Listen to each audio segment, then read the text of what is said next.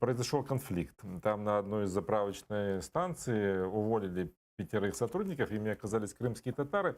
Но если говорить о том, там уволили по каким причинам, может быть, и не знаю, стоит вникать или не стоит, но хозяйка, директор, да, этой автостанции заявила о том, что надо своим сотрудникам, крымским татарам, что надо вас вернуть в Узбекистан. Вот у нас есть, и мы можем это посмотреть, как потом туда пришли активисты, там, в том числе из гражданского формирования «Аскер» и экс-бойцы батальона «Айдар».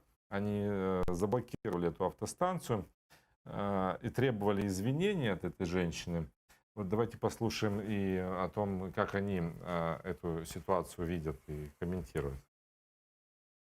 События, которые здесь происходят, вызваны безответственными заявлениями в интернете Надежды Аникеевой, которая является директором этой бензоколонки.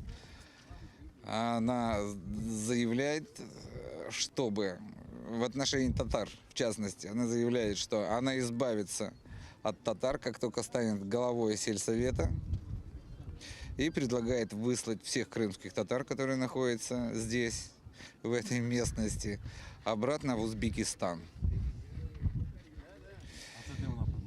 И это в интернете скриншоты существуют. Кроме того, у нее разговоры были непосредственно с работниками, с ее подчиненными, которые тоже являются крымскими татарами.